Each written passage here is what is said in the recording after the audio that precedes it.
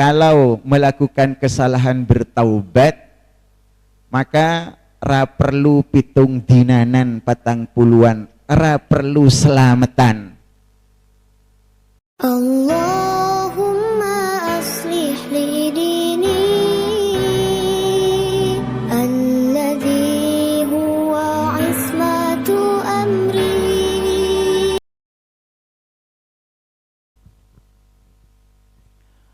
Maka di kesempatan pagi hari ini kita akan mengkaji satu hadis saja terkait dengan masalah Isra Mi'raj. Hadis ini diriwayatkan oleh Imam Muslim,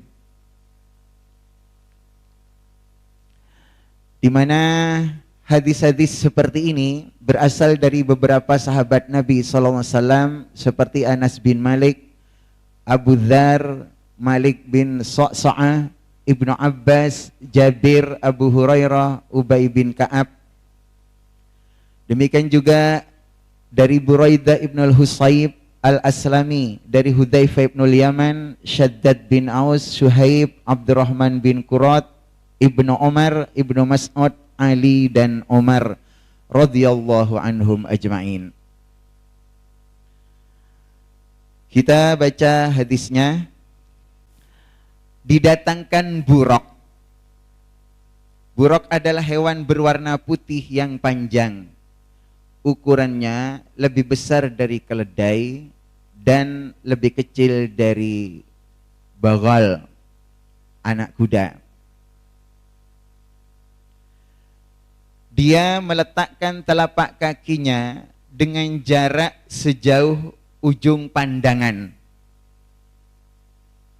Ya, jangan bisa bayangkan ya cuma anak kuda atau keledai, tapi kecepatannya itu adalah sejauh mata memandang.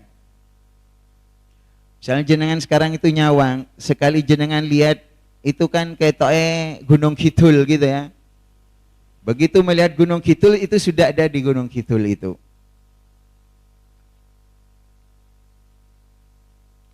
Aku menungganginya sampai tiba di Baitul Maqdis. Perjalanan dari Mekah ke Baitul Maqdis dengan kuda paling cepat itu butuh waktu 1 bulan karena jaraknya adalah 1.500 km.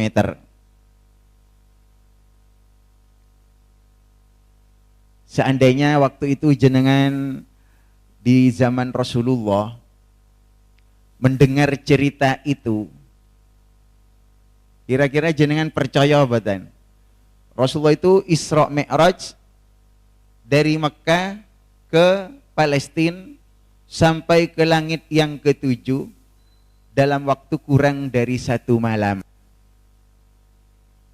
Karena di malam itu Rasulullah sedang tidur ya di rumah bibinya. Terus lalu saya mengikat, yakni mengikat apa tadi? Buraq ya. Buraq itu kalau diartikan berarti adalah kilat. Buraq itu adalah kilat. Saya mengikatnya di tempat yang biasa digunakan para nabi. Jadi semua nabi itu pernah ke Baitul Maqdis. Dan mereka semuanya mengikat kudanya di sebuah tonggak pohon di situ ya, semuanya mengikat di situ. Kemudian saya masuk ke dalam masjid, sholat 2 rakaat, lalu keluar. Peristiwa ini ketika Rasulullah itu sholat, beliau dalam riwayat lain disebutkan ngimami seluruh. Padahal Nabi jumlahnya 124.000.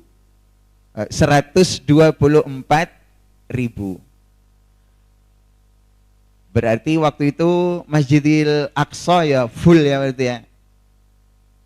Sak halamane, sak kebun-kebun ini mestinya begitu. Wallahu a'lam, ini di luar kemampuan kita untuk apa ya, untuk merinci. Yang jelas bagi yang beriman, kita percaya apa yang beliau sabdakan.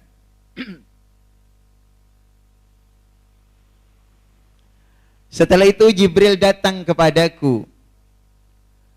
Beliau membawa 2 wadah.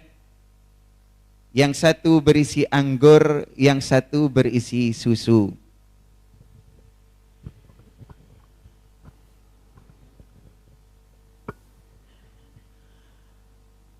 Aku memilih wadah berisi susu, maka Jibril berkata, engkau telah memilih yang sesuai dengan fitrah.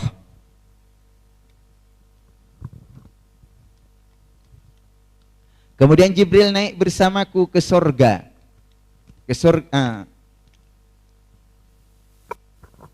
Ini bukan surga ya, salah terjemah. Naik ke langit yang pertama. Dan Jibril meminta dibukakan pintu. Maka dikatakan kepada Jibril, siapa kamu? Maka penjaga-penjaga pintu itu menjawab, saya Jibril. Lalu Jibril ditanya lagi, siapa yang bersama denganmu? Petugas itu menjawab, bersama Muhammad. Selanjutnya, apakah dia telah menjadi seorang utusan? Jibril menjawab, iya, dia telah menjadi seorang rasul. Kemudian pintu langit pertama dibuka, maka aku bertemu dengan Nabi Adam. Dia menyambutku dan mendoakan kebaikan untukku. Kemudian kami naik ke pintu yang kedua. Dan Jibril kembali minta dibukakan pintu. Jibril ditanya lagi, siapa kamu? Dia menjawab, Jibril. Siapa yang bersamamu? Muhammad. Apakah dia telah diutus? Kata Jibril, iya, telah menjadi Rasulullah. Berikutnya, dia di pintu pertama tadi ketemu Nabi Adam alaihissalam. Kemudian naik lagi ke pintu kedua. Maka kembali ditanya, kamu ini siapa? Saya Jibril. Siapa bersamamu? Muhammad. Apakah dia telah diutus? Kata Jibril, sudah. Dia telah menjadi Rasulullah. Maka saya bertemu dengan Nabi Isa putra Maryam yang bersepupu dengan Yahya bin Zakaria. Kemudian aku dibawa lagi ke langit yang ketiga. Kembali Jibril minta dibuka, pertanyaannya sama. Maka dia pun menjawab, saya bersama Muhammad dan Muhammad telah diutus menjadi Rasulullah. Maka di pintu langit yang ketiga ini saya bertemu dengan Yusuf alaihissalam yang diberi separuh dari pesona dunia. Dia menyambutku dan mendoakan kebaikan untukku. Kemudian Jibril naik lagi bersamaku ke langit yang keempat. Maka ringkasnya ya, di langit keempat itu saya bertemu dengan Nabi Idris. Dia menyambutku dan mendoakan kebaikan untukku. Dan Allah berfirman untuk Nabi Idris, dan kami telah mengangkat Idris itu ke martabat yang tinggi. Di surat Maryam 57. Kemudian Jibril naik lagi bersamaku ke langit yang kelima. Pertanyaannya sama. Kemudian jawaban Jibril juga sama. Maka di langit yang kelima itu saya bertemu dengan Nabi Harun alaihi salam. Dia menyambutku dan mendoakan kebaikan untukku. Kemudian berikutnya naik ke langit yang keenam. Pertanyaan sama, jawabannya juga sama. Kemudian di pintu yang keenam itu saya bertemu dengan Nabi Musa alaihi salam. Dia menyambutku dan mendoakan kebaikan untukku. Jibril naik lagi bersamaku ke langit yang ketujuh. Dan Jibril meminta dibukakan pintu. dibukakan, kemudian pertanyaannya sama, kemudian di langit yang ketujuh itu saya bertemu dengan kakek saya yaitu Nabi Ibrahim alaihissalam. Beliau sedang menyandarkan punggungnya ke Baitul Ma'mur.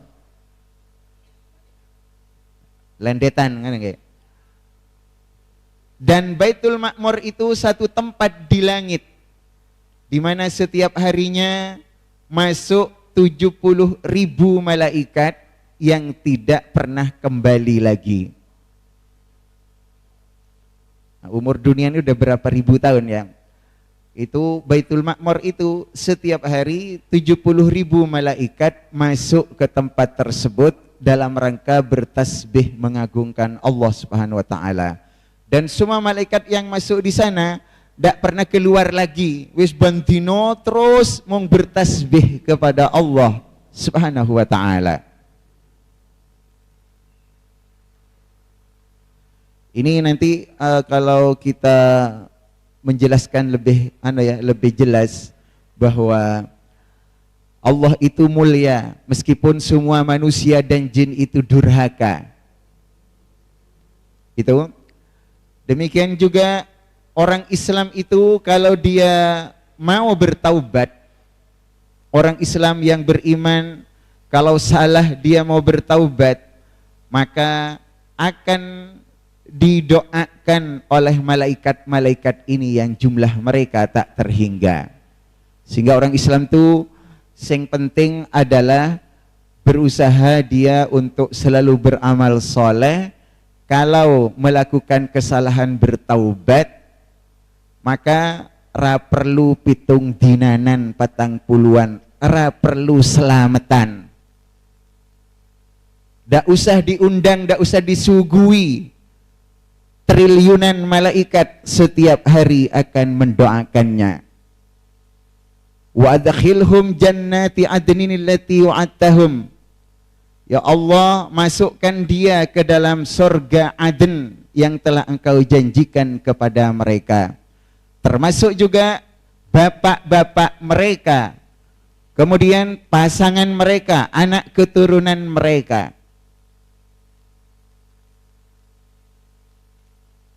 Adapun kalau ada orang isi nganggo pitung dinanan, oke wong sing diundang paling ya orang antek 1000.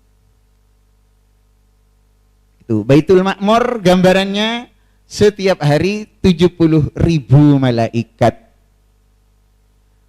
Dan tambah itu setiap hari. Kalau 2 hari berarti pinten Bu? Dan seterusnya ngono ya. Dan jenengan sulit untuk membayangkan.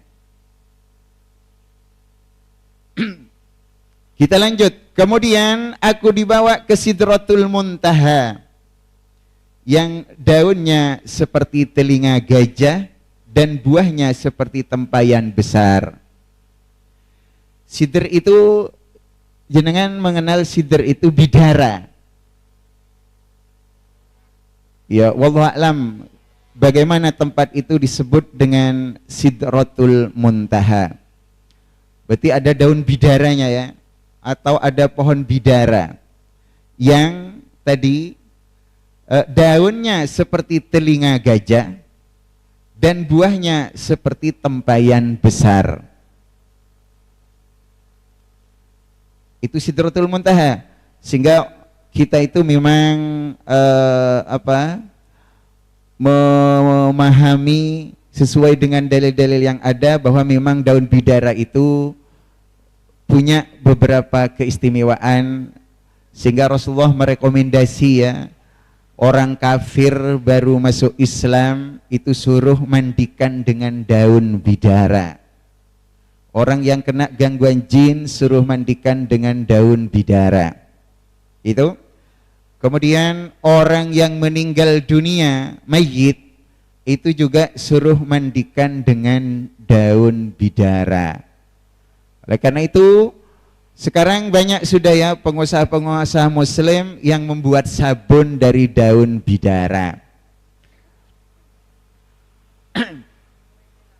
Sudah banyak di toko-toko.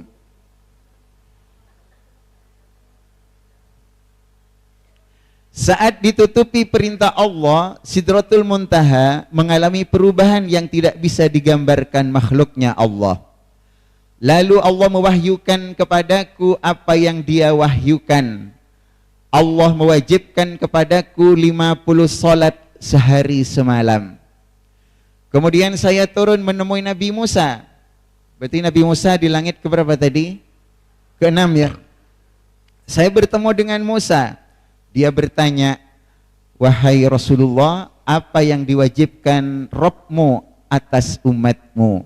Saya menjawab, 50 kali salat dalam sehari semalam. Nabi Musa berkata, kembalilah kepada Tuhanmu, mintalah keringanan. Karena sesungguhnya umatmu tidak akan mampu mengerjakannya. Saya telah menguji dan mencoba kepada Bani Israel. Ternyata mereka terlalu lemah untuk menanggung tugas berat tersebut. 50 kali salat berarti pinten menit berarti Bu nggih? Intinya jenengan baru selesai zikir, kuis azan meneh, ya.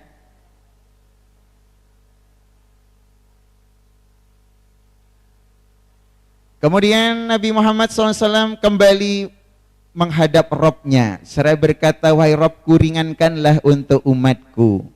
Maka dikurangi dariku 5 salat. Kemudian saya kembali lagi kepada Musa. Jadi tadi dari 50, Rasulullah minta keringanan, dikurangi 5. Berarti masih 45. Jadi sekali diberi keringanan, kurangi 5, naik lagi 5, naik yang ketiga kurangi 5, naik yang keempat kurangi 5. Jadi sampai tinggal 5. Setelah tinggal 5, ya, tinggal 5 kali dalam sehari semalam. Kemudian Rasulullah kembali menemui Musa.